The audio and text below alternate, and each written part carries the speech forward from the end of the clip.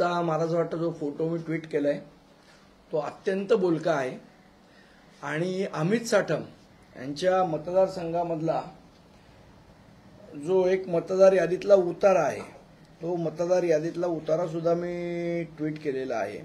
मला असं वाटतं तो उतारा सुद्धा बोलका आहे आणि त्याच्यामध्ये जे म्हटलेलं आहे त्याच्यामध्ये जर आपण मतदाराचं नाव बघितलं तर तो यादी भाग क्रमांकही मी तुम्हाला सांगू शकतो. अंधेरी पश्चिम विधानसभा मतदारसंघ आहे जिथले आमदार सध्या अमित साठम आहेत. नाव आहे शेख बानू इस्माईल शेख. शेख बानू इस्माईल शेख. घर क्रमांक अम्मा कीच म्हणजे काय ते मला वाटतं अमित साठमच जास्ती चांगल्या पद्धतीने सांगू शकतील.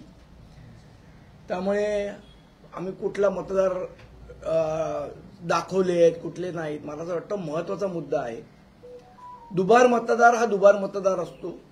बोगस मतदार हा बोगस मतदार असतो. त्याला जात धर्म भाषा हे काहीही नसतं आणि सन्मान्य राजसाहेबांनी जे सांगितलंय बोगस मतदाराला आम्ही त्याच पद्धतीची ट्रीटमेंट देणार मग तो कुठली जाती धर्माचा असो. पण जाणीवपूर्वक याच्यात हिंदू मुस्लिम शीख इसाई करायचं हे भाजपचं नॅरेटिव्ह पसरवण्याचं साधन आहे. मला असं वाटतं ते या ट्विटमधनं आम्ही उघडं केलंय की किती खोटारडे आणि दुतोंडी हे भाजपचे नेते आहेत.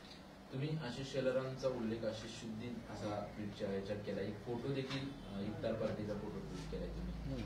नाही इथे म्हणायचं मुस्लिम मतदार आम्ही मुस्लिमांचं काल मला त्यांचं एक वाक्य आठवत आहे शेलारांच्या प्रेस कॉन्फरन्समधलं जस्टिस फॉर ऑल आणि अपीजमेंट फॉर नन असं ते म्हणाले. म्हणजे कोणाचंही तुष्टीकरण नाही सगळ्यांना न्याय.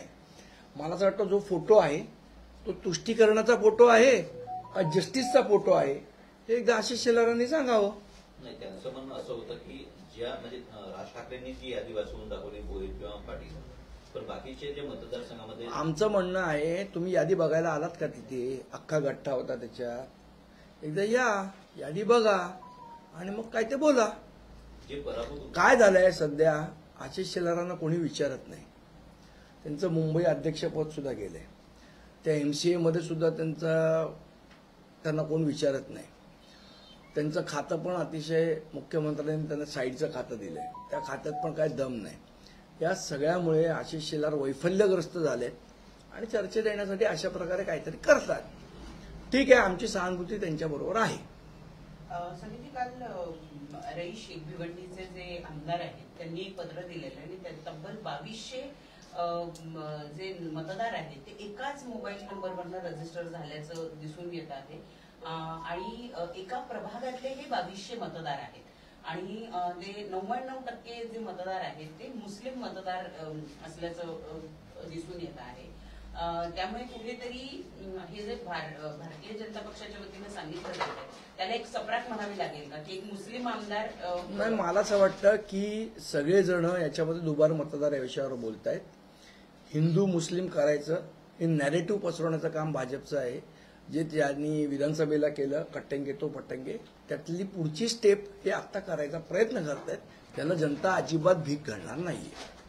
काल प्रकाश सुर्वे यांनी 2 दिवसापूर्वी वक्तव्य केलं की मराठी माझी आई तर उत्तर भारतीय माझी मावशी आहे. मराठी मेली तरी चालेल पण इकडचे जगले पाहिजे अशा प्रकारचं वक्तव्य केलं. मावशी जगली पाहिजे कारण मावशीची जास्त प्रेम असतं. पहिले ते शिवसेनेचे कमांडर होते आता मला वाटतं लाचार सेनेचे कमांडर झालेत. मतांच्या लाचारीसाठी केलेलं स्टेटमेंट आहे आणि या लाचारांना मराठी माणूस येणाऱ्या निवडणुकीत धडाडे शिकवेल. राष्ट्रवादी काँग्रेस पार्टी पक्षामार्फत स्थानिक स्वराज्य संस्थांच्या निवडणुका डोळ्यासमोर ठेवून उमेदवारांशी यांचं काम सुरू आहे. तुमच्या पक्षामार्फत असं काही सुरू आहे का? आमचं जे काय आहे ते आमचं आम्ही करू आणि योग्य वेळी तुम्हाला सांगू. संदीप आज एका वृत्तपत्रामध्ये बातमी छापून आलेली आहे. आर्या ज्याचा एन्काउंटर करण्यात आलेला होता तो एन्काउंटर करण्यापूर्वी पोलिसांनी दीपक केसरकर यांच्याशी संवाद साधण्याचा प्रयत्न केलेला होता जेणेकरून आर्याचं त्यांच्याशी बोलणं होईल परंतु दीपक केसरकरांनी बोलण्यास नकार दिला असं त्या वृत्तपत्रात. मला तर वाटतं तो जो काय प्रकार झाला पवईमध्ये तो अतिशय संशय वाढवणारा प्रकार आहे. काय नेमकं झालं म्हणजे तो माणूस काय असा अट्टल गुन्हेगार वाटत नाही की लोकांना तो काय किडनॅप करेल किंवा काय असं काय त्याची बॅकग्राऊंड पण नाही आहे. असं असताना त्याचा एन्काउंटर झाला, मे बी पोलिसांना तो धोका वाटला म्हणून पोलिसांनी एन्काउंटर केला, मला माहीत नाही काय आहे. पण या संपूर्ण प्रकाराची उच्चस्तरीय चौकशी झाली पाहिजे की खरोखर एन्काउंटर झाला का पोलिसांनी कुठल्या कारणास्तव एन्काउंटर तो दाखवला, या सगळ्या गोष्टीची चौकशी झाली पाहिजे. त्याची मागणी होती की मला एकदा केसरकरांसोबत बोलणं करून द्या माझं.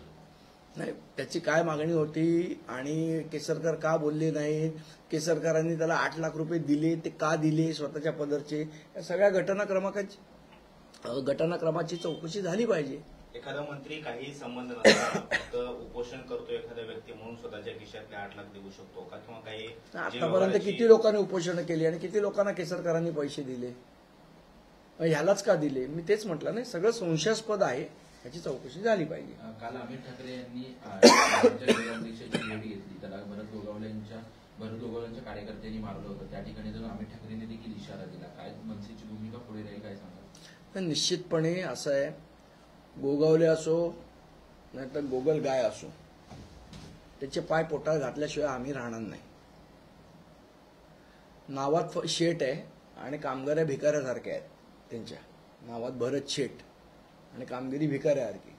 आम्ही पोलिसांना विनंती करतो की त्यांनी आरोपींना पकडून त्यांना शिक्षा झाली पाहिजे.